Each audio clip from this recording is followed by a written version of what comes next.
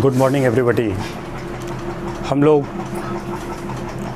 Solid state के magnetic property का, magnetic behaviour का स्टडी कर रहे हैं। इससे पहले इलेक्ट्रिकल प्रॉपर्टीज़ मैंने देखा था। इलेक्ट्रिकल प्रॉपर्टी में ढेर सारी बातों को देखने के बाद हमारा टॉपिक आता है मैग्नेटिक बिहेवियर, कि सॉलिड को मैग्नेटिक कैरेक्टर के आधार पर कितने टाइप में बांटे जाते हैं, कितने भागों में बांटे जाते हैं। तो हेडिंग डालेगा मैग्नेटिक प्रॉपर्टीज़।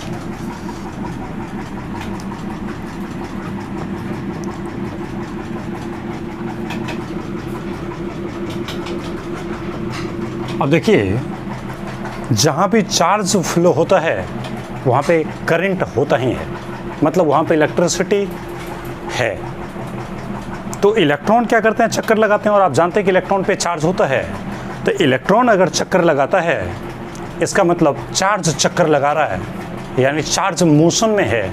और चार्ज जब फ्लो होता है, चार्ज जब मोशन में होता है, तो वहाँ पे करंट का प्रोडक्शन होता ही है। ये कोई समझाने की ज़रूरत नहीं है। फिर से आप एक बच्चा में पढ़े होंगे टॉपिक सोलेनॉइड, परिनालिका, जिसमें आपको ये बताया गया होगा कि किसी मेटल के रॉड में अगर तार को लपेट दिया जाए और उस तार से अगर करंट को पास किया जाए, तो जो मेटल का रॉड होता है उसमें मैग्नेट के कैरेक्टर आ जाते हैं, चुंबक के गुण आ जाते हैं। वही बात यहाँ भी हो रही है कि इलेक्ट्रॉन रोटेट करता है, इलेक्ट्रॉन मोशन में होता है। लेकिन इलेक्ट्रॉन में भी दो प्रकार के मोशन होते हैं।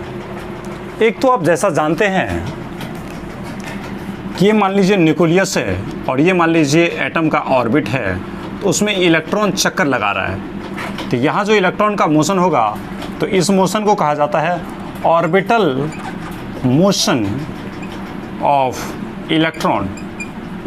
अपने ऑर्बिट में न्यूक्लियस के चारों ओर चक्कर लगाया जाता है। ये मान लीजिए एटम का न्यूक्लियस है, तो अपने ऑर्बिट में इलेक्ट्रॉन न्यूक्लियस के चारों ओर चक्कर लगाता है। इसे कहा जाता है ऑर्बिटल मोशन ऑफ इलेक्ट्रॉन। और ये मान लीजिए कि इसका एक्सिस है, जिस एक्सिस पे इसका मैग्नेटिक बिहेवियर शो होगा और इसका यहाँ पे निकलेगा मैग्नेटिक मोमेंट। एक बात तो आप देख लिए, इलेक्ट्रॉन के ऑर्बिटल मोशन के कारण मैग्नेटिक मोमेंट यहाँ से जनरेट होगा। और दूसरा ये भी होता है कि मान लीजिए ये इलेक्ट्रॉन है और ये अपने ही एक्सिस पे ये रोटेट करेगा। इलेक्ट्रॉन का ये एक्सिस है, तो अपने ही एक्सिस पे अगर रोटेट करेगा, तो यहाँ पे spin off electron about its own axis, अपनी ही एक्सिस पे इलेक्ट्रॉन रोटेट करता है, स्पिन करता है। तो यहाँ से भी इसका जनरेट होगा magnetic moment. Magnetic moment magnetic behaviour को मापने की एक क्वांटिटी है। मैग्नेटिक मोमेंट निकालने के लिए आप ब्लॉक में पढ़े होंगे, मैग्नेटिक मोमेंट बराबर √n × n+2, जहाँ पे n होता है नंबर ऑफ अनपेयर्ड इलेक्ट्रॉन्स। इसको मापा जाता है बोर मैग्नेट्रॉन यूनिट में। मैग्नेटिक मोमेंट अगर आप पता करना चाहते हैं, इसका सिंबल दिया जाता है म्यू। तो म्यू बराबर होता है √n × n+2, जहाँ पे n क्या होता है, तो n होता है number of unpaired electrons. n होता है नंबर ऑफ अनपेयर्ड इलेक्ट्रॉन्स। अब देख सकते हैं एक बात कि न्यूक्लियस के चारों तरफ ऑर्बिट में इलेक्ट्रॉन मोशन में है, तो ऑर्बिटल मोशन इलेक्ट्रॉन का कहलाता है। और उस मोशन के कारण यहाँ पे मैग्नेटिक मोमेंट जनरेट होगा। लेकिन जब इलेक्ट्रॉन अपने ही एक्सिस पे स्पिन करेगा, रोटेट करेगा, तो वहाँ से भी मैग्नेटिक मोमेंट जनरेट होगा। तो इसका मतलब इलेक्ट्रॉन के पास दो प्रकार के स्पिन होते हैं, एक अराउंड द ऑर्बिटल और एक होता है around its axis. Magnetic moment को मापने के लिए यूनिट लिया जाता है बोर मैग्नेटॉन। इसको नोट कीजिए, फिर से मैं लाइन लिखता हूँ यहाँ पे। Magnetic moment is measured in bore magnetron unit. यहाँ से लाइन है कि magnetic moment is measured in Bohr magneton unit। Bore magneton unit. अब बोर मैग्नेटॉन यूनिट सिंबल दिया जाता है म्यू बी। अब ये बोर मैग्नेटॉन प्लस माइनस दोनों हो सकते हैं। अगर आप क्लॉकवाइज इलेक्ट्रॉन का ले रहे हैं तो मान लीजिए अगर क्लॉकवाइज में प्लस लेते हैं तो एंटी क्लॉकवाइज में माइनस लेना पड़ेगा। मैग्नेटिक कैरेक्टर के आधार पर इस सब्सटेंस को 5 भागों में हम लोग बांटते हैं। एक को कहा जाता है पैरामैग्नेटिक, एक को कहा जाता है डायामैग्नेटिक, एक को कहा जाता है फेरोमैग्नेटिक, एक को कहा जाता है एंटी फेरोमैग्नेटिक और एक को कहा जाता है फेरीमैग्नेटिक। सबसे पहले हम लोग देखते हैं डायामैग्नेटिक सब्सटेंस के बारे में। मैग्नेटिक मोमेंट को मापा जाता है बोर मैग्नेटॉन यूनिट में। बोर मैग्नेटॉन का वैल्यू कितना होता है तो 1 बोर मैग्नेटॉन बराबर होता है 9.27 इंटू 10⁻⁻24 m²। हालांकि इसका ज़रूरत तो नहीं होता है लेकिन फिर भी इसको नोट किया जाए। मैं इसको मिटाता हूँ और बारी बारी से पढ़ता हूँ। मैग्नेटिक कैरेक्टर के आधार पर सॉलिड के टाइप मिटा दिया जाए। On the basis of magnetic character solid के टाइप कितने होते हैं तो सॉलिड हमारे 5 प्रकार के होते हैं। मिटा दिया जाए। सबसे पहले हम लोग देखते हैं डायामैग्नेटिक सब्सटेंस के बारे में कि डायामैग्नेटिक सब्सटेंस क्या होता है। देखिए, वैसा सब्सटेंस जिसके पास इलेक्ट्रॉन की संख्या जोड़ा में हो। डाई का मतलब दो मतलब जोड़ा। तो वैसा सब्सटेंस जिसके पास इलेक्ट्रॉन की संख्या जोड़ा में हो और मैग्नेटिक फील्ड में वीकली रिपेल्ड कर दिया गया हो, यानी मैग्नेटिक फील्ड में उसे दूर भगाया जा रहा हो, तो वो कहलाता है डायमैग्नेटिक सब्सटेंस। मतलब मैं ये कह रहा हूं डायमैग्नेटिक सब्सटेंस में इलेक्ट्रॉन की संख्या जोड़ा में होता है और जोड़ा में होने की वजह से क्या होता है, इसका मैग्नेटिक मोमेंट जितना होगा उसके अपोजिट में इसका मैग्नेटिक मोमेंट हो जाएगा और ये दोनों ही मैग्नेटिक मोमेंट एक दूसरे के कैंसिल कर देंगे। इस वजह से ये अपने मैग्नेटिक बिहेवियर को लूज कर दिया है। तो अपने मैग्नेटिक मोमेंट को ये कैंसिल करते हैं पेयर होने की वजह से। तो डायमैग्नेटिक सब्सटेंस वो होता है जिसमें इलेक्ट्रॉन की संख्या जोड़ा में होता है, जो मैग्नेटिक फील्ड में वीकली रिपेल कर दिए जाते हैं और पेयर होने की वजह से अपने मैग्नेटिक मोमेंट को कैंसिल करता है और मैग्नेटिक बिहेवियर को लॉस कर जाता है। हेडिंग डालिएगा। सबसे पहले लिखते हैं डायमैग्नेटिक सब्सटेंस। सबसे पहला लिखिए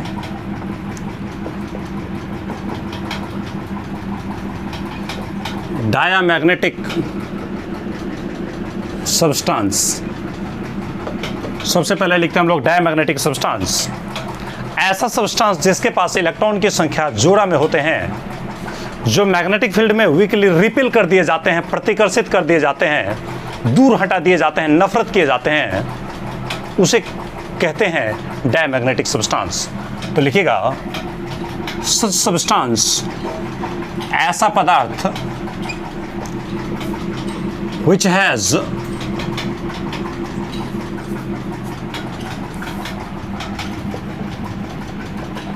paired electrons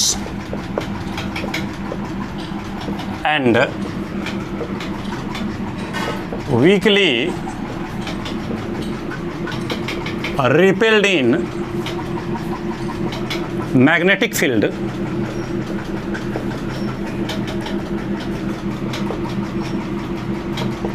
is known as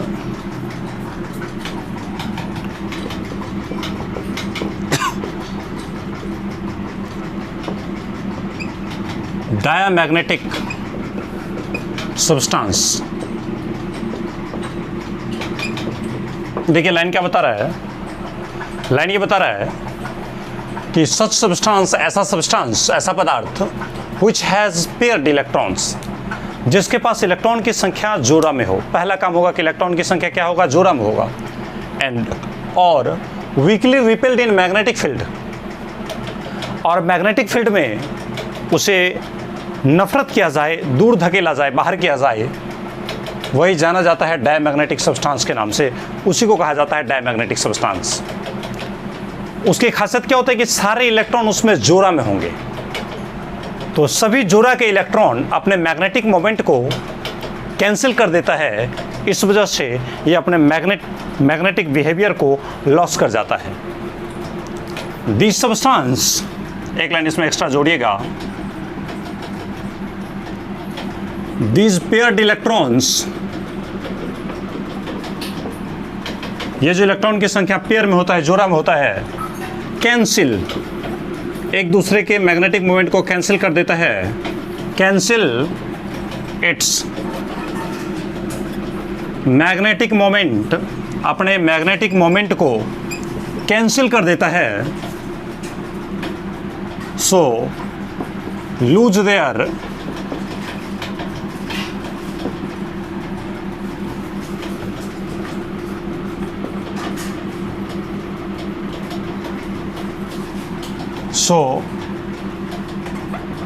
loss of its magnetic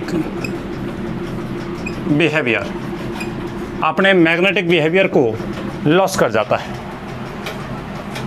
देखिए लाइन क्या बता रहा है कि ऐसा पदार्थ जिसके पास इलेक्ट्रॉन की संख्या जोड़ा में हो और जो मैग्नेटिक फील्ड में वीकली रिपेल कर दिया जाए, वही कहलाता है हमारा डायमैग्नेटिक सब्सटेंस। और इस सब्सटेंस की सबसे बड़ी खासियत होती है कि जो इसमें इलेक्ट्रॉन की संख्या जोड़ा है, ये जोड़ा होने की वजह से अपने मैग्नेटिक मोमेंट को कैंसिल कर देता है। और जब मैग्नेटिक मोमेंट कैंसिल हो गया, इसका मैग्नेटिक बिहेवियर भी खत्म हो जाता है। जैसे एग्जाम्पल के लिए आप लिख सकते हैं, एग्जाम्पल में लिखिएगा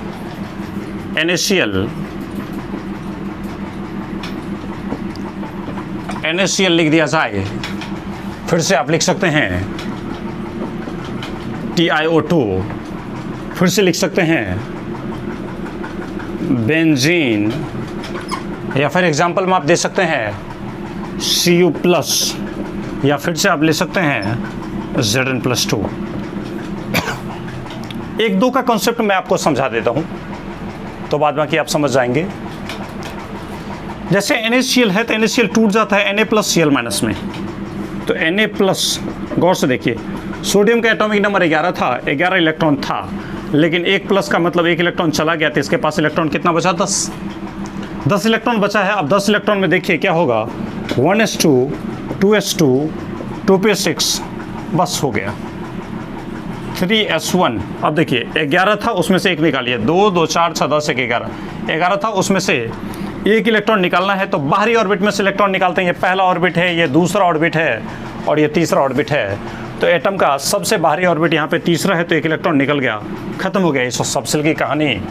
तो आप देख सकते हैं इसके पी सबसेल में देखिए, अंतिम में देखिए कितने इलेक्ट्रॉन है, तो 1, 2, 3, 4, 5, 6। मतलब ये हुआ कि सोडियम के पास यहाँ पे सारे इलेक्ट्रॉन पेयर्ड है, इसलिए Na+ इसमें पेयर्ड है। और Cl- को अगर देखा जाए, तो Cl- को गौर से देखा जाए तो 17, और 1- का मतलब 1 इलेक्ट्रॉन लिया है, तो 17 और 1 कितना हो जाएगा इलेक्ट्रॉन, 18 इलेक्ट्रॉन हो जाएगा। तो 18 में आप देखिए भर के, तो 1s2, 2s2, 2p6, 3s2, 3p6, 2, 2, 4, 6, 10, 2, 12, 6, 18 electron इसके पास है। और देखिए S में 2 इलेक्ट्रॉन रखने की कैपेसिटी है, भरा ही हुआ है, पेयर है, ये भी पेयर है। P में 6, तो 3 सबसेल में 3 ऑर्बिटल में जाएगा, तो ये भी खत्म हो जाएगा। ये भी देखिए S सबसेल में, S में 1 ऑर्बिटल होता ही है, तो दोनों के दोनों जोड़ा हो गया। P सबसेल में 3 ऑर्बिटल होता है, इस वजह से देखिए 6 इलेक्ट्रॉन है, तो हर एक ऑर्बिटल में 2-2 इलेक्ट्रॉन हुआ, यानी सबका जोड़ा का जोड़ा हो गया। इस वजह से आप देख सकते हैं कि NaCl हमारा कैसा रहेगा, NaCl रहेगा डायमैग्नेटिक, क्योंकि इसमें सभी सबसेल के जो इलेक्ट्रॉन है, सभी ऑर्बिटल में इलेक्ट्रॉन की संख्या जोड़ा में है, इसी वजह से ये होते हैं हमारे डायमैग्नेटिक। इसी तरह से मैं एक और एग्जांपल को एक्सप्लेन कर देता हूँ। मान लीजिए Cu प्लस या Zn+2 इन दोनों में से किसी एक को एक्सप्लेन कर देता हूँ तो फिर आप बात समझ आएंगे। इसको फटाफट नोट किया जाए, मैं मिटा दूंगा। देखिए मिटाते हैं। अब देखिए Na+Cl- के अलावा हम किसी एक और एग्जाम्पल को एक्सप्लेन कर देते हैं। मान लीजिए दे दिया जाए Cu+1, तो कॉपर 29 प्लस 29 में से एक इलेक्ट्रॉन गया होगा तो बचा होगा 28 इलेक्ट्रॉन। इस प्रकार से आप देख सकते हैं 1s2 2s2 2p6 3s2 3p6 4s2 39। आप देख लीजिए कॉपर के पास 29 इलेक्ट्रॉन है तो मैंने 29 भरा है, ये 29 है। 2 2 4 6 10 2 12 6 18 2 20 9 29 इलेक्ट्रॉन है। अब इसमें आप देख सकते हैं कि डी में 9 इलेक्ट्रॉन आ गया। डी में तो 9 इलेक्ट्रॉन रहता नहीं है, तो वो क्या करेगा, एस सब सेल में से 2 में से 1 इलेक्ट्रॉन ले लेगा और इस 9 को क्या कर देगा, 10 कर देगा। अगर आपको इलेक्ट्रॉनिक कॉन्फ़िगरेशन में असुविधा हो रही है तो आप जाके देखेंगे वीडियो में, इलेक्ट्रॉनिक कॉन्फ़िगरेशन का अलग से हम वीडियो बनाए हुए हैं 11th की स्टार्टिंग से पहले, उसमें जाके देखेंगे तो ये चीज़ें आपको कंप्लीट हो जाएगा। अब देखिए Cu+ का मतलब एक इलेक्ट्रॉन निकालना है, तो इलेक्ट्रॉन कहाँ से निकालेंगे, तो बाहरी ऑर्बिट से निकालेंगे। ये पहला, ये दूसरा, ये तीसरा ऑर्बिट है और ये चौथा ऑर्बिट। तो सबसे बाहर में कौन सा होगा, चौथा ऑर्बिट होगा। तो चौथा से मैंने एक इलेक्ट्रॉन निकाला, ये सब सेल खत्म हो गया। अब तीसरा बचा है, तो तीसरा में आप देख सकते हैं कि S में 2 इलेक्ट्रॉन मैक्सिमम रह ही सकते हैं, क्योंकि S सब सेल के पास तो एक ही ऑर्बिटल होता है, तो फिर से जोड़ा हो गया। इस P में अगर आप देखना चाहते हैं तो P सब सेल में 3 ऑर्बिटल होते हैं, तो 1 2 3 4 5 6 इस तरीके से ये भी ऑर्बिटल पूरा का पूरा भरा हुआ है। और D सब सेल में अगर देखा जाए तो यहाँ भी देख सकते हैं कि 1 2 3 4 5 6 7 8 9 10, यानी यहाँ भी 10 इलेक्ट्रॉन पूरा का पूरा भरा हुआ है। तो इससे साफ जाहिर होता है कि Cu+ के पास जो भी इलेक्ट्रॉन है वो सभी के सभी जोड़े में है, ऑर्बिटल में उपस्थित है, लेकिन जोड़ा में है। और जिन प्रजाति के पास भी इलेक्ट्रॉन की संख्या जोड़ा में होता है, मैग्नेटिक फील्ड में रिपेल किए जाते हैं। और एक इलेक्ट्रॉन दूसरे इलेक्ट्रॉन का, मान लीजिए जैसे ये इलेक्ट्रॉन है, ये इलेक्ट्रॉन है, ये दोनों एक दूसरे के मैग्नेटिक मोमेंट को कैंसिल कर रहा है। क्योंकि मान लीजिए अगर ऊपर नॉर्थ देते हैं तो ये साउथ, फिर ये नॉर्थ हो जाएगा, ये साउथ इस नॉर्थ को कैंसिल करेगा और ये साउथ इस नॉर्थ को कैंसिल करेगा। इस तरह से इसका मैग्नेटिक मोमेंट कैंसिल हो जाएगा, तो मैग्नेटिक बिहेवियर इसमें ख़त्म हो जाएगा। तो इस तरीके से आप देख रहे हैं कि डायमैग्नेटिक सब्सटेंस वो होते हैं जिसमें इलेक्ट्रॉन की संख्या जोड़ा में हो, सभी के सभी ऑर्बिटल में इलेक्ट्रॉन देख रहे हैं पेयर में भरा हुआ है और ये मैग्नेटिक फील्ड में रिपेल किए जाते हैं, तो ये हमारे होते हैं डायमैग्नेटिक सब्सटेंस। अब इसी तरह से हमारे होते हैं पैरामैग्नेटिक सब्सटेंस, जिसमें कि इसको मिटा दिया जाए।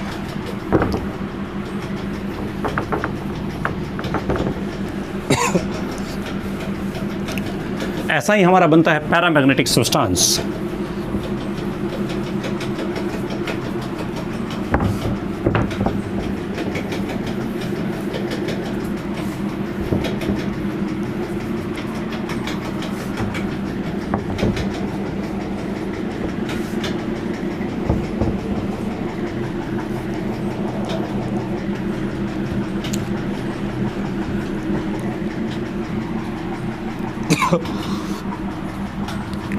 दूसरा देखिए, पहला था डायमैग्नेटिक सब्सटेंस, दूसरा हमारा है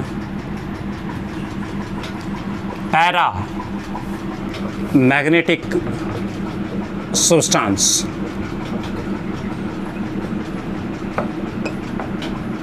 देखिए पैरामैग्नेटिक सब्सटेंस का खासियत क्या होगा, तो ऐसा सब्सटेंस जिसके पास इलेक्ट्रॉन की संख्या बेजोड़ा में होता है, ऐसा सब्सटेंस जिसके पास इलेक्ट्रॉन की संख्या बेजोड़ा में होता है और मैग्नेटिक फील्ड में वीकली अट्रैक्ट हो जाते हैं, आकर्षित हो जाते हैं। इलेक्ट्रॉन की संख्या बेजोड़ा में है, इस वजह से वो मैग्नेटिक फील्ड में क्या होगा, जैसे ही चुंबक के करीब में रखेंगे तो वो आकर्षित हो जाएगा, तो वही सब्सटेंस हमारा बनता है पैरामैग्नेटिक सब्सटेंस। लिखते हैं लाइन, सच सब्सटेंस ऐसा पदार्थ which has which has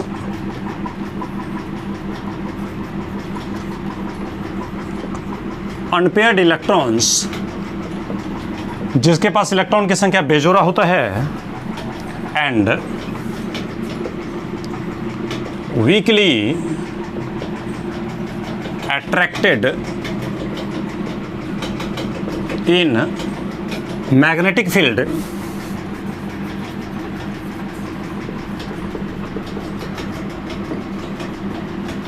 is known as, वही जाना जाता है कैसा, तो पैरा मैग्नेटिक सब्सटेंस के नाम से। देखिए लाइन बता रहा है, ऐसा सब्सटेंस जिसमें इलेक्ट्रॉन की संख्या जोड़ा में होता है, सॉरी बेजोड़ा में होता है, और वो मैग्नेटिक फील्ड में वीकली अट्रैक्ट हो जाते हैं, उसी का नाम दिया जाता है पैरामैग्नेटिक सब्सटेंस। अब देखिए इसकी सबसे बड़ी खासियत क्या होती है, तो जब इसको मैग्नेटिक फील्ड में रखा जाता है, once these substances are placed in magnetic field, then it also behaves as magnet. But when this substance away from magnetic field, then it loses its magnetic character. It means it can show temporary magnet only when it is present in the field of magnet. कहने का मतलब मेरा ये बन रहा है, इस substance की सबसे बड़ी खासियत होती है कि जैसे ही इसे आप मैग्नेटिक फील्ड में रखते हैं तो इसमें मैग्नेट के कैरेक्टर आ जाते हैं, लेकिन अगर इसे गलती से भी मैग्नेटिक फील्ड से बाहर करेंगे तो इसके मैग्नेटिक प्रॉपर्टी भी खत्म हो जाएंगे। यानी जस पढ़तंग तस गुरुवे समर्पितंग, जब तक पास में है तब तक तो सारा गुण दिखाएगा, लेकिन जैसे ही दूर हटा वह फिर से इसके सारे गुण छिन्न भिन्न हो जाएंगे, जस का तस परा हुआ रह जाएगा। मतलब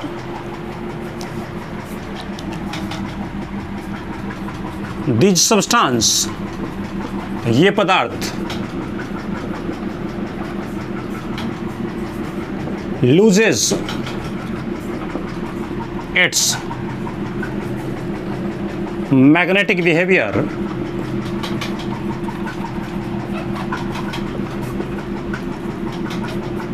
in the absence of magnetic field, in the absence of magnetic field। इस पदार्थ की सबसे बड़ी खासियत होती है कि ये मैग्नेटिक फील्ड में in the absence of magnetic field, magnetic field हटाते ही इसके मैग्नेटिक बिहेवियर खत्म हो जाते हैं। जैसे एग्जांपल के लिए लिखा जाए Fe+2 Fe+3 Cu+2, एग्जांपल आप लिख सकते हैं Fe+2 इसी तरह से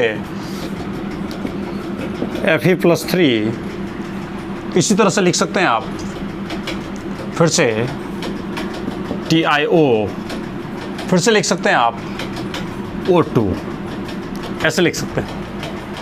किसी के एग्जाम्पल को हम चाहे तो एक्सप्लेन कर सकते हैं। जैसे मान लीजिए Fe+2 लिया जाए,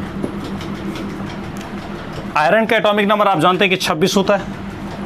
26 में से 2 इलेक्ट्रॉन चला गया, 2 प्लस का मतलब 2 इलेक्ट्रॉन चला गया, तो इसके पास इलेक्ट्रॉन की संख्या बचा है मात्र 24। तो पहले आप क्या कीजिए, 26 इलेक्ट्रॉन को सजाइए, फिर बाहरी कक्षा में से 2 इलेक्ट्रॉन को बाहर कर दीजिए।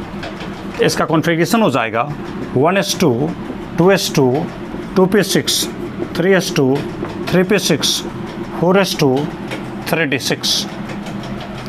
अब देखिए 26 इलेक्ट्रॉन, 2 2 4 6 10 2 12 6 18 2 20 6 26 है। 26 में से 2 इलेक्ट्रॉन निकालना है। आप ही बताइए इलेक्ट्रॉन कहाँ से निकालेंगे, अंदर के ऑर्बिट से कि बाहर के ऑर्बिट से? तो आप बोलेगा कि बाहर से ऑर्बिट से इलेक्ट्रॉन निकालना आसान होता है। तो ये पहला ऑर्बिट, ये दोनों दूसरा ऑर्बिट का है, ये तीसरा ऑर्बिट है, ये चौथा ऑर्बिट है। तो बाहर में तो चौथा ऑर्बिट रहेगा, इसमें से 2 इलेक्ट्रॉन को निकाल दीजिए, तो 2 इलेक्ट्रॉन को निकाल दिया। जैसे ही 2 इलेक्ट्रॉन को निकालेंगे तो इसका ये पूरे सब सेल खत्म हो गया। अब देखिए इस डी सब सेल के पास अगर देखा जाए तो देखिए डी सब सेल में 5 ऑर्बिटल होते हैं। अब 5 में 6 इलेक्ट्रॉन है, तो 1 2 3 4 5 6। अभी देखिए इसके पास बेजोड़ा इलेक्ट्रॉन की संख्या कितना है, 1 2 3 4 है, यानी अनपेयर्ड इलेक्ट्रॉन की संख्या इसके पास है 4। तो देखिए हम आपको बता ही रहे थे कि वैसा प्रजाति जिसके पास इलेक्ट्रॉन की संख्या बेजोड़ा होता है वो कहलाता है पैरामैग्नेटिक। और पैरामैग्नेटिक सब्सटेंस का खासियत होता है कि जैसे उसको मैग्नेटिक फील्ड में रखा जाता है वो सारे मैग्नेटिक बिहेवियर दर्शाने लगते हैं, लेकिन गलती से भी वहाँ से अगर मैग्नेटिक फील्ड हटा दिया जाए तो उसके मैग्नेटिक बिहेवियर भी खत्म हो जाते हैं। अब हमारा तीसरा बनता है फेरोमैग्नेटिक सब्सटेंस। लेकिन देखिए फेरोमैग्नेटिक सब्सटेंस के पढ़ने से पहले इसको मिटा दिया जाए, फटाफट इसको नोट कीजिए। मैं एक छोटा सा बात आपको बताता हूं। चुंबक के अंदर में छोटे छोटे क्षेत्र होते हैं, जिस क्षेत्र का नाम रखा जाता है डोमेन। डोमेन समझिए कि इलेक्ट्रॉन से संबंधित मैं बातें कर रहा हूं। जैसे किसी भी पदार्थ के महीन कण में आप इलेक्ट्रॉन को ले लेते हैं, उसी प्रकार से चुंबक के महीन कण जो होते हैं उसे आप बोलते हैं डोमेन, या उसी को आप बोल देते हैं ग्रेन। कण की बात कर रहे हैं, पार्टिकल की बात कर रहे हैं। तो चुंबक में जो डोमेन होते हैं वो सारे के सारे डोमेन एक पार्टिकुलर डायरेक्शन में अरेंज्ड रहते हैं। जैसे देखिए ये कोई मैग्नेट है और मान लीजिए इसमें पार्टिकल ऐसे ऐसे ऐसे सजे हुए हैं। तो ऐसे ऐसे जो पार्टिकल इसके सजे हुए हैं, तो यही छोटे छोटे पार्टिकल का नाम गया है क्या चीज़, डोमेन रखा गया है। ये जो छोटे छोटे कण हैं, छोटे छोटे क्षेत्र हैं, उस छोटे छोटे क्षेत्र का नाम रखा गया है डोमेन। तो मेरे कहने का मतलब ये है कि मैं एक लाइन लिखता हूँ, स्मॉलेस्ट रीजन, मतलब सबसे छोटा क्षेत्र इन द मैग्नेट में इज नॉन एज, वह जाना जाता है डोमेन के नाम से, उसी को कहा जाता है डोमेन। चुंबक के जो छोटे छोटे क्षेत्र होते हैं उस छोटे छोटे क्षेत्र को बोलते हैं डोमेन। डोमेन समझिए कि एक टाइप से ये इलेक्ट्रॉन है पार्टिकल का। फेरोमैग्नेटिक सब्सटेंस किसे कहते हैं, तो देखिए फेरोमैग्नेटिक सब्सटेंस की खासियत ये होते हैं कि उसके जितने भी डोमेन होते हैं वो सारे के सारे डोमेन सिंगल डायरेक्शन में अरेंज्ड होते हैं, एक ही दिशा में सजे हुए होते हैं। उस फेरोमैग्नेटिक सब्सटेंस की खासियत होती है कि जब आप उसे किसी मैग्नेटिक फील्ड में डालेंगे तो उसमें मैग्नेटिक कैरेक्टर आएगा, लेकिन अगर आप फिर से उस मैग्नेटिक फील्ड को वहाँ से बाहर लेके चले जाएं, मैग्नेटिक फील्ड हटा दिया जाए, तो इसका मतलब ऐसा मत होगा कि उसका मैग्नेटिक बिहेवियर खत्म हो जाएगा। नहीं, मैग्नेटिक बिहेवियर खत्म तो पैरामैग्नेटिक में होता था, लेकिन ये फेरोमैग्नेटिक है, फिर से मैग्नेटिक ही रह जाएगा।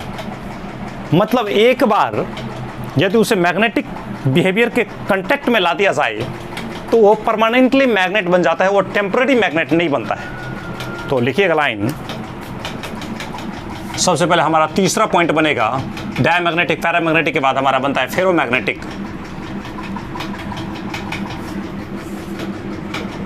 फेरोमैग्नेटिक सब्सटेंस ऐसा सब्सटेंस जिसके सभी डोमेन एक ही दिशा में सजे होते हैं।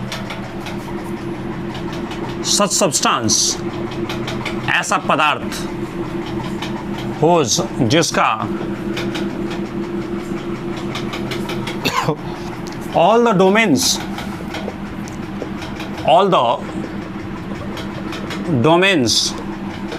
are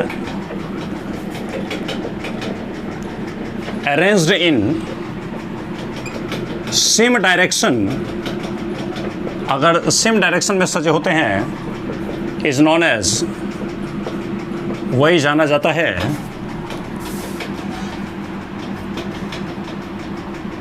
ferro magnetic substance. मतलब ऐसा सब्सटेंस जिसके सारे डोमेन एक ही दिशा में सजे होते हैं वो कहलाते हैं ferromagnetic substance.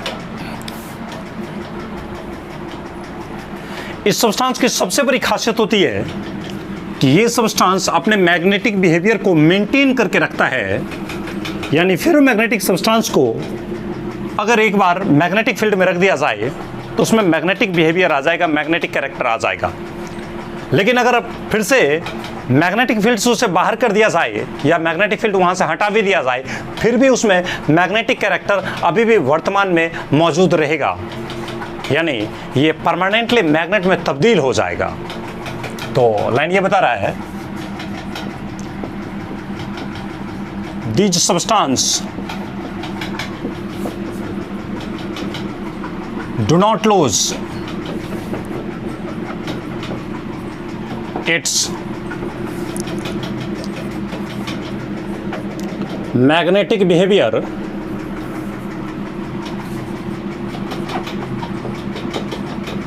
this substance does not lose its magnetic behavior in the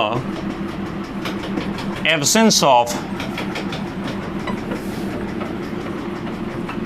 magnetic field। Magnetic field के एब्सेंस में ये सब्सटेंस, ये पदार्थ अपने मैग्नेटिक बिहेवियर को खत्म नहीं करते हैं। मेरे कहने का मतलब यही है, मतलब इसके जो डोमेन रहेंगे वो सभी डोमेन एक ही दिशा में। अब अगर एक चला गया तो सारे के सारे डोमेन इसके अप डायरेक्शन में ही सजे होंगे। तो ये हमारे फेरोमैग्नेटिक सब्सटेंस की खासियत है। एग्जाम्पल अगर देखा जाए तो आयरन ले सकते हैं, कोबाल्ट ले सकते हैं, निकेल ले सकते हैं, क्रोमियम डाइऑक्साइड ले सकते हैं। खास करके CrO2 का इस्तेमाल किया जाता है मैग्नेटिक कैसेट टेप रिकॉर्डर में किया जाता है। तो आप ये समझ रहे हैं, इसको फटाफट लिखिए। और भी हमारे पास दो है, एक है फेरी मैग्नेटिक, एक है एंटी फेरोमैग्नेटिक। इसको हम बताते हैं, इसको फटाफट नोट किया जाए, मैं इसको मिटा दूंगा। देखिए, इससे पहले मैंने डायमैग्नेटिक, पैरामैग्नेटिक, फेरोमैग्नेटिक इन तीन सब्सटेंस के बारे में पढ़ लिया था। अब हमारे पास दो और बचे हैं। एक होता है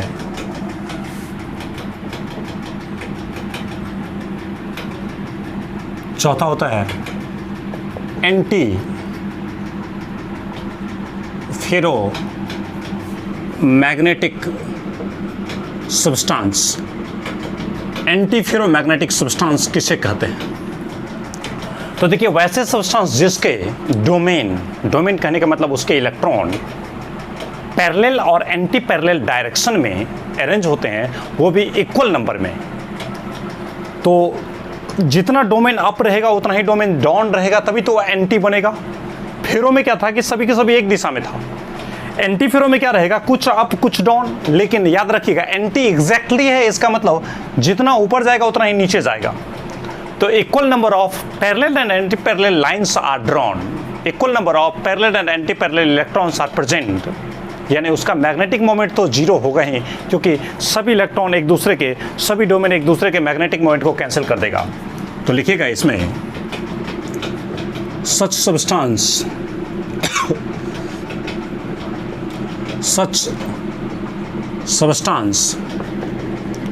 in which ऐसा सब्सटेंस जिसमें equal number of parallel and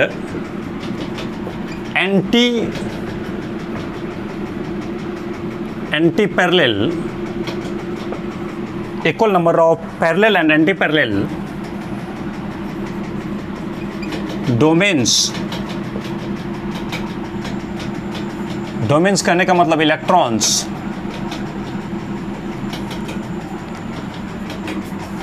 are present, कमा नॉन एज, वो जाना जाता है एंटी फेरो मैग्नेटिक सब्सटेंस के नाम से। उसी को कहा जाता है एंटी फेरोमैग्नेटिक सब्सटेंस। देखिए ऐसे सब्सटेंस जिसमें इक्वल नंबर में पैरेलल और एंटी पैरेलल डोमेन्स, पैरेलल और एंटी पैरेलल डोमेन्स जो होते हैं वो अरेंज होते हैं, तो वही कहलाते हैं हमारे एंटी फेरोमैग्नेटिक सब्सटेंस। चूंकि इसमें पैरेलल और एंटी पैरेलल दोनों हैं, यानी अप के साथ डाउन भी है, तो इसका मैग्नेटिक मोमेंट कैंसिल हो जाएगा, जीरो हो जाएगा। नेट मैग्नेटिक मोमेंट इसका खासियत रहेगा कि net magnetic moment is zero. इसका नेट मैग्नेटिक मोमेंट जीरो हो जाएगा। अगर डायग्राम देखा जाए तो देखिए, एक अगर अप दिए हैं तो एक डाउन दीजिए, फिर एक अप तो एक डाउन, एक अप तो एक डाउन, एक अप तो एक डाउन, एक अप तो एक डाउन, ऐसा। मतलब देखिए, अगर जितना ऊपर डालिए, आप ऐसा भी बना सकते थे, कोई ज़रूरी नहीं है, ऐसा भी बना सकते हैं कि मान लीजिए 1 2 3 4, 4 अप दे दिया तो 1 2 3 4, 4 डाउन दे दिया, ये भी चलेगा। इसमें भी देखिए, जितना पैरेलल उतना ही एंटी पैरेलल, जितना अप जा रहा है उतना ही डाउन आ रहा है। 1 2 3 4 5 अप, 1 2 3 4 5 डाउन। तो आप सारे अप वाले को एक साथ, सारे डाउन वाले को एक साथ, तो भी तो बात बराबर ही है, क्योंकि जितना अप उतना ही डाउन, यानी जितना पैरेलल उतना ही उसी के एंटी पैरेलल, जितना पैरेलल उसी के एंटी पैरेलल। ऐसे दे सकते हैं, ऐसे दे सकते हैं, किसी भी तरीके से आप दे सकते हैं। तो इस सब्सटेंस की खासियत होती है कि इसके जो डोमेन होते हैं ये इक्वल नंबर में पैरेलल और एंटी पैरेलल डायरेक्शन में अरेंज किए हुए रहते हैं। अब इसका अगर एग्जांपल दिया जाए, एग्जांपल में आप याद रखिएगा, MnO लिया जाए, इसी तरह से MnO2 लिया जाए, या नहीं तो इसी को आप MnO3 दिया जाए, या नहीं तो आप ले सकते हैं FeO ले सकते हैं, या आप ले सकते हैं Fe2O3, या इसी तरह से आप निकेल ऑक्साइड भी ले सकते हैं। ये सब के सब इसके एग्जाम्पल होते हैं। 1-2 एग्जाम्पल बस ध्यान रखिएगा, बोर्ड की बातें हैं, क्योंकि ज़्यादातर बातें इसमें याद रखने योग्य हैं, इसलिए कोई बहुत ज़्यादा इम्पोर्टेंट नहीं है और बहुत ज़्यादा कॉन्सेप्चुअल नहीं है। हाँ, लेकिन यही टॉपिक जब MSc में जाके पढ़िएगा मैग्नेटिक बिहेवियर, तो इसका वहाँ पे कुछ अलग कॉन्सेप्ट बन जाता है, वहाँ पे कुछ इसका ब्रॉड एरिया बन जाता है, वहाँ पे काफ़ी ज़्यादा मैग्नेटिक ससेप्टिबिलिटी, काफ़ी टर्म आ जाते हैं, इसके डेरिवेशन बन जाते हैं, इससे कई सारे चीज़ स्पष्ट होने लगते हैं। लेकिन हमें इस स्टैंडर्ड में वो सब चीज़ें नहीं पढ़ने हैं, इसलिए इसको यहीं तक रखते हैं, मिटा रहे हैं, इसको ख़त्म कर रहे हैं। फटाफट इसको नोट कीजिए।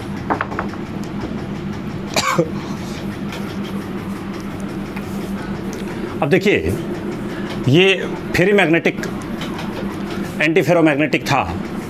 अब इसके बाद आता है लास्ट सॉलिड स्टेट का, ये मैग्नेटिक बिहेवियर का लास्ट कैरेक्टर बनता है फेरोमैग्नेटिक, एंटी फेरोमैग्नेटिक, और लास्ट में हमारा आता है फेरी मैग्नेटिक। तो अंतिम में लिखिएगा 5वां प्रॉपर्टी, फेरी मैग्नेटिक सब्सटेंस। फेरी मैग्नेटिक सब्सटेंस किसे कहते हैं, ध्यान दीजिएगा। तो वैसा सब्सटेंस जिसमें अनइक्वल नंबर में पैरेलल और एंटी पैरेलल लाइंस, पैरेलल और एंटी पैरेलल डोमेन, पैरेलल और एंटी पैरेलल इलेक्ट्रॉन्स प्रेजेंट होते हैं, अनइक्वल नंबर में होते हैं। इसका मतलब जितना ऊपर जाएगा उतना ही नीचे नहीं जाएगा, इक्वल नहीं रहेगा, अनइक्वल रहेगा। इसका मतलब उसका कुछ नेट मैग्नेटिक मोमेंट बच जाएगा। मान लीजिए 5 ऊपर गया, 4 नीचे आया, तो 4 नीचे 4 ऊपर को कैंसिल कर देगा, लेकिन 1 ऊपर का बच जाएगा, यानी इसका नेट मैग्नेटिक मोमेंट 1 इलेक्ट्रॉन के लिए बच जाएगा। तो मेरे कहने का मतलब बस यही है कि ये ऐसा पदार्थ होता है जिसमें नेट मैग्नेटिक मोमेंट होता है, और नेट मैग्नेटिक मोमेंट है, इसका मतलब weekly attracted in magnetic field.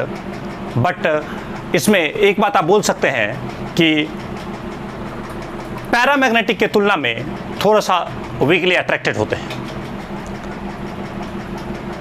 वैसा पदार्थ लिखिएगा फटाफट,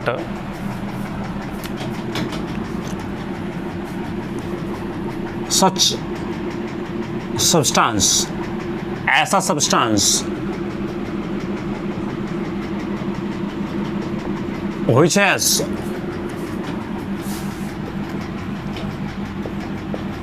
unequal number of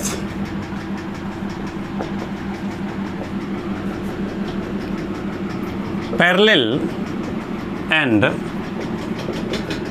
anti-parallel domain, कहने का मतलब इलेक्ट्रॉन्स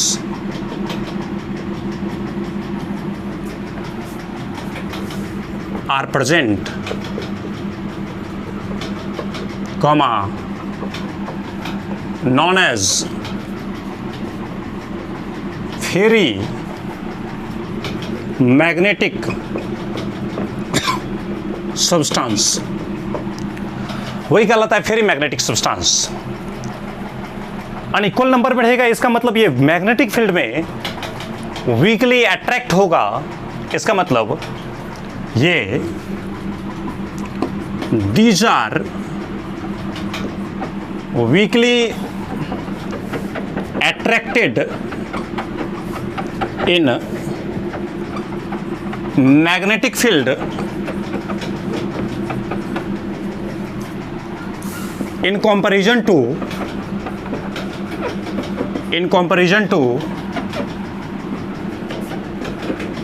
ferromagnetic substance।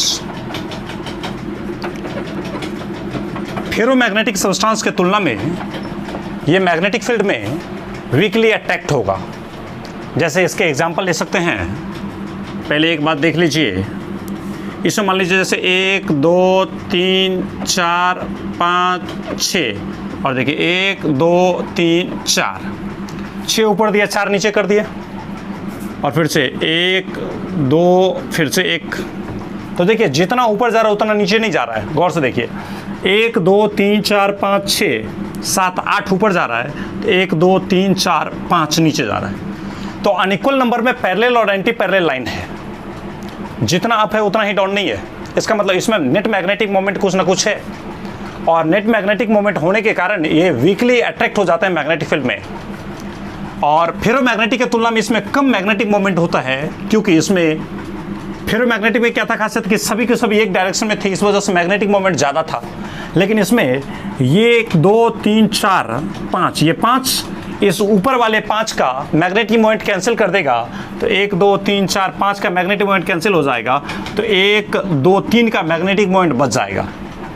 तो फेरोमैग्नेटिक सब्सटेंस में खासियत था कि सभी अपवर्ड था, लेकिन थ्योरी में क्या है कि अनइक्वल नंबर में चलते हैं, इस वजह से मैग्नेटिक मोमेंट थोड़ा सा कम हो जाता है, क्योंकि डाउन वाले अप के मैग्नेटिक मोमेंट को कैंसिल करेगा, तो ओवरऑल नेट रिजल्टेंट कुछ कम बचेगा। एग्जांपल जैसे दिया जाए, तो एग्जांपल के रूप में आप लिख सकते हैं, जैसे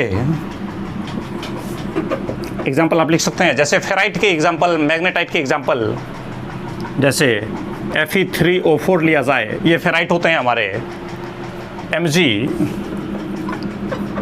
Fe2O4 लिया जाए, मैग्नेफेराइट, और ये पे जिंक फेराइट लिया जाए, Zn Fe2O4 लिया जाए। ये अब देखिए सबसे बड़ी खासियत यह है कि डायमैग्नेटिक सब्सटेंस में इलेक्ट्रॉन की संख्या जोड़ा था, पैरामैग्नेटिक में क्या था, बेजोड़ा था। लेकिन चाहे आप फेरो पढ़ें या फेरी पढ़ें या एंटी फेरो पढ़ें, इन सभी सब्सटेंस को आप चाहें तो पैरामैग्नेटिक सब्सटेंस में कन्वर्ट कर सकते हैं एट हाई टेम्परेचर, गर्म करके। ऑल, देखिएगा एक line, all ferromagnetic comma antiferromagnetic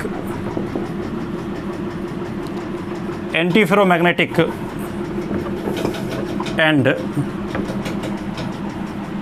फेरीमैग्नेटिक substance, ferrimagnetic substance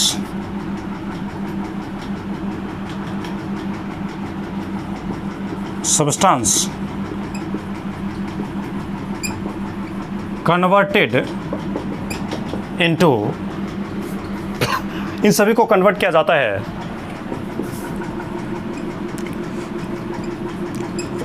paramagnetic substance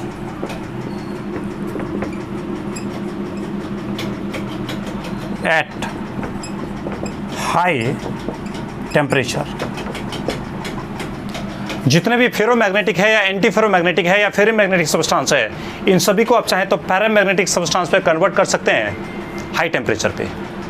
यहीं पे अगर एक एग्जांपल देखा जाए, आप देख सकते हैं Fe3O4 जो हमारा कंपाउंड है,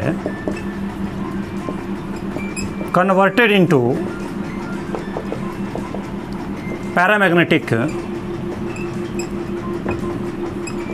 converted into paramagnetic substance at 850 kelvin.